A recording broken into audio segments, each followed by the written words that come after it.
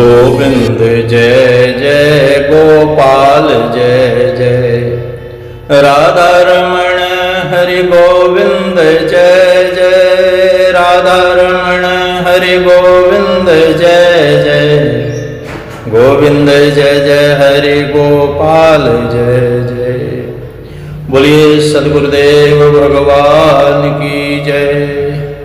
आइए अपने चित्त को वहीं ले चलें जहाँ हरिद्वार पतित पावनी माँ गंगा के तट पर मैत्रेय ऋषि बैठे हुए हैं और उनके आगे विदुर जी ने प्रश्न किया था, सुखाय कर्माणि करोति लोको नतई सुखम वान्यद पारमं वा। संसार में सब लोग सुख के लिए कार्य करते हैं, काम करते हैं, इच्छाएं करते हैं, दौड़ते धूपते हैं, बहुत प्रयास करते हैं, लेकिन किसी को सुख नहीं मिल पाता। परिणाम में दुख ही मिलता है।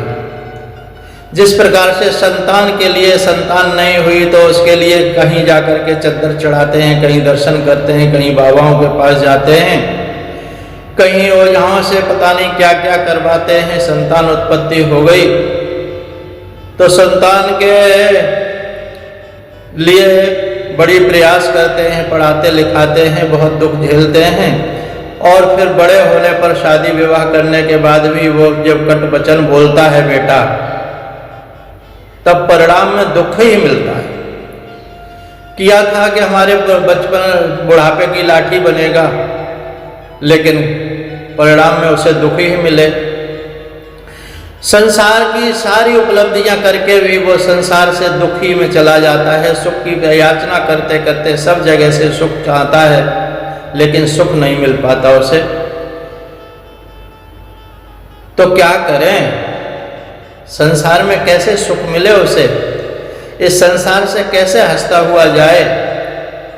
इसके लिए प्रभु कुछ बताइए। तो विदुर मैत्रेय जी कहते हैं, विदुर जी एक ही बात है, इसको बात समझ लीजिए, और ये ज्ञान अगर आपने समझ लिया तो आपके रास्ते में जो भी मिल जाएगा, आप ज्ञान को प्राप्त करा के इस संसार से वो भी आनंदित जाएगा, यहां से रोता हुआ नहीं जाएगा, परम गति को प्राप्त हो जाएगा, प्रभु को प्राप्त हो जाएगा, आत्म शांति को प्राप्त हो जाएगा, सारे दुखों की निवृत्ति हो जाएगी। वो ज्ञान क्या है? तो मैत्रेय जी कहते हैं, अशेष संक्लेश समं विदत्ते गुणानुवाद श्रवणं मुरारे कुता पुनश्चरणारविंद पराग सेवारतिरात्मलब्धा कुत पुनश्चरणारविंद पराग सेवारतिरात्मलब्धा। कहते हैं विदुर जी, अशेष संक्लेश समं विदत्ते, संपूर्ण दुखों को दूर कर देता है। दुख रहते ही नहीं जीवन में। विदुर जी बड़े प्रसन्न हो गए, प्रभु बताइए क्या है? बोले क्या है? गुणानुवाद श्रवणम मुरारे। यहां मुरारे नाम लिया, मुरारी। श्री कृष्ण गोविंद हरे मुरारे, हे नाथ नारायण वासुदेवा। गुणानुवाद श्रवणम मुरारे, भगवान के गुणानुवाद सारे दुखों की निवृत्ति कर देते हैं, परम शांति को प्राप्त करा देते हैं, परम गति को प्राप्त करा देते हैं। बोले कैसे? कुत, और फिर उसके गुणानुवाद सुनकर के, और कुता पुनः चरणारविंद, भगवान के चरणारविंदों का जो मकरंद है उसका सेवन। मकरंद का सेवन कौन करता है? भमरा।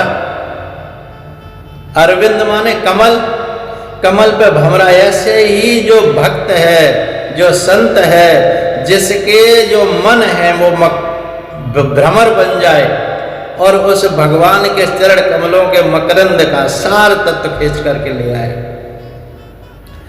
और सार तत्व क्या है महाराज? तो सार तत्व है सेवा। आत्म दृष्टि से सबकी सेवा, बड़े जनों का आदर, माता पिता की सेवा नहीं की तो उसे कभी भी शांति नहीं मिल सकती। बड़े जनों की सेवा, बुजुर्गों का अनादर करने वाले को इस संसार से क्या, संसार में तो सुख की कामना ही नहीं करना जो बड़े जनों का जो अनादर करता है, बुजुर्गों का अनादर करता है। और अगर जिसने संसार में सेवा का, सबकी सेवा की, किसी को कष्ट न पहुंचाया, भगवान के गुणानुवाद सुने और उसके बाद में रतिरात्म लब्धा, उसके बाद में उसे आत्म स्थिति की प्राप्ति हो जाएगी, यानी सोहम का ज्ञान मिल जाएगा उसको। और सोहम का ज्ञान अगर तुम्हें मैं दे रहा हूं, इस ज्ञान से जिसने जीवन भर पाप किए हैं, धृतराष्ट्र को भी आप परमगति प्राप्त करा दोगे, ये मैत्रेय मुनि जी कहते हैं। जिसको सोहम का ज्ञान नहीं है वो संसार में स्वयं भी दुखी रहेगा और दूसरे को भी सुख कैसे दे सकता है। संसार में सोहम के ज्ञान के बिना सुखी नहीं हो सकता। और यही सब पूरी भागवत का सार यही है कि सोहम का ज्ञान किसी तरह से प्राप्त हमें हो जाए। रत आत्म लब्धा, आत्मा की स्थिति प्राप्त हो जाए, और आत्मा की स्थिति ही सोहम का ज्ञान है। जगत में पड़े भटकना सोहम के ज्ञान बिना, जगत में पड़े भटकना सोहम के ज्ञान बिना।